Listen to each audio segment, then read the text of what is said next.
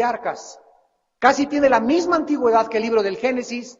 Job fue un hombre que perdió su familia, perdió a sus hijos, perdió su casa, perdió sus propiedades, perdió sus cuentas de banco, perdió sus afores, perdió sus cuentas petroleras, perdió sus petrobonos, perdió absolutamente todo lo que Dios lo había rodeado.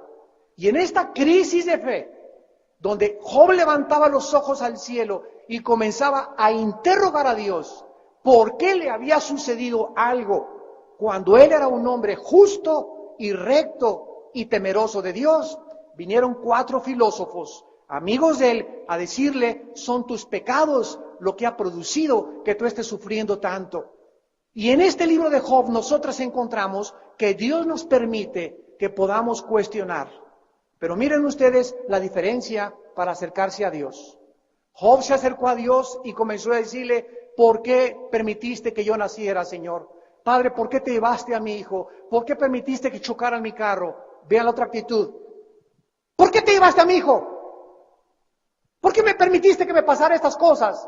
Yo no creo ya en ti. Mira nada más todo lo que me está pasando. Vean ustedes que aquí hay 2 personas preguntando exactamente los mismos cuestionamientos, pero la actitud en la que una persona se acerca a Dios hace la diferencia entre la otra persona, entre la fe y la incredulidad. Dios permite que vengamos a Él y veamos las preguntas que le hizo Job. En el capítulo 3 de su libro, versículo 11, dice la Biblia al versículo 13, ¿por qué no morí yo en la matriz?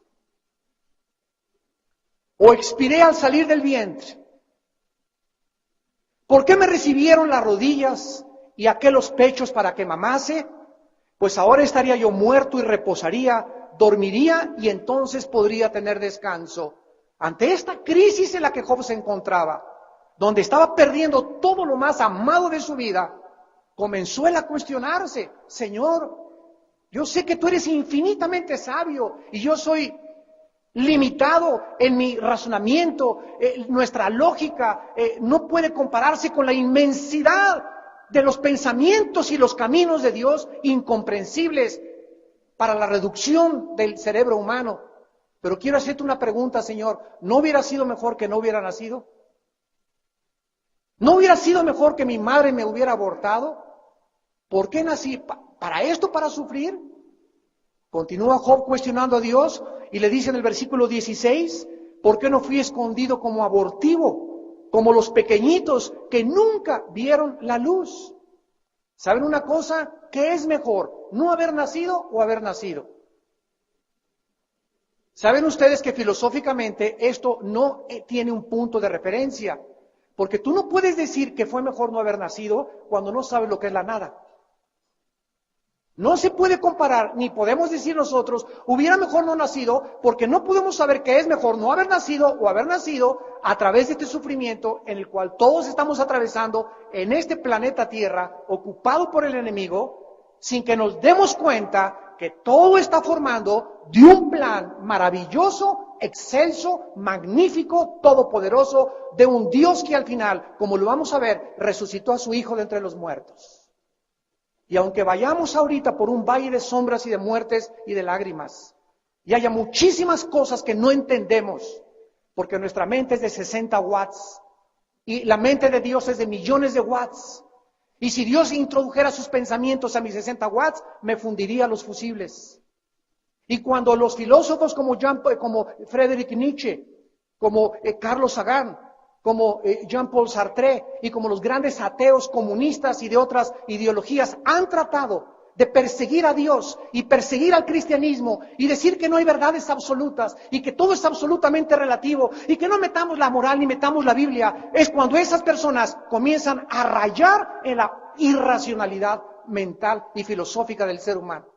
Cuando se atreven a desafiar a una fuerza superior y decir que ellos son más grandes en sus pensamientos y que ellos tienen la respuesta y la razón para las cosas que suceden en el mundo a nuestro alrededor. Y Job dice finalmente en el versículo 20 al 23, ¿por qué se da luz al trabajado y vida a los de ánimo amargado? Que esperan la muerte y ella no llega, aunque la buscan más que tesoros, que se alegran sobremanera y se gozan cuando hayan el sepulcro. ¿Cuántas veces hemos visto nosotros eso en la calle? Pasamos y vemos tanta pobreza. ¿Por qué esos niños de Biafra, damas y caballeros, nacieron? ¿No hubiera sido mejor que esos niños no hubieran nacido? Esa es nuestra perspectiva. Esa es la forma en que nosotros miramos el mundo. Esta es la forma en que nosotros podemos decir, si yo fueras tú, si yo fuera Dios, no hubieran mejor nacido. ¿Para qué nacieron? ¿Para que estuvieran llenos de moscas? ¿Para que se murieran de hambre? Porque no podemos ver nosotros detrás de lo que Dios está haciendo, su mano sabia y poderosa, y al mismo tiempo la forma en la que Él va a vindicar el sufrimiento que estamos actualmente atravesando. Y nadie puede acusar de eso a Dios, porque Él mismo llevó nuestras enfermedades y cargó con nuestros pecados en la cruz. Así que si alguien acusa de injusto a Dios, ahí está la cruz. Y es en la cruz donde Dios te responde que Él existe y que Él te ama y que Él permitió el pecado entrar al universo y Él mismo fue la medicina. Él mismo llevó las consecuencias de nuestras maldades y de la libertad que hemos abusado, la cual es el origen de la maldad humana. En segundo lugar, regresamos al Salmo 22 y encontramos el segundo lamento, que es un lamento donde comienza a sentir la burla y el desprecio de los seres humanos. Dice el Salmo 22, versículos 6 al 8, mas yo soy gusano y no hombre, oprobio de los hombres y despreciado del pueblo. Todos los que me ven me escarnecen, estiran la boca, menean la cabeza diciendo, se encomendó a Jehová, líbrele, sálvele, puesto que en él se complacía.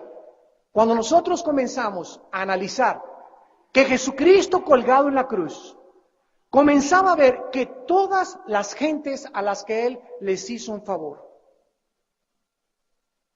todas las gentes a las que Él sanó, todas las gentes a las que le sacó los demonios, los leprosos, sus mismos discípulos que caminaron 3 años y medio con Él, en el momento en que más los necesitaba, ellos mismos a quienes Él había hecho un favor. Cristo nunca vendió 1 kilo de marihuana, nunca insultó a nadie, nunca le hizo daño a ninguna persona, y sin embargo se convierte en la amenaza social más grande de toda la historia, y se convierte en la víctima más grande de 5 de 6 juicios, que son los más injustos de toda la historia. ¿Y todo por qué? Porque Él quería mostrarnos que nos amaba con un amor eterno. Y para mostrarnos que esa es la raza humana. Los que el domingo de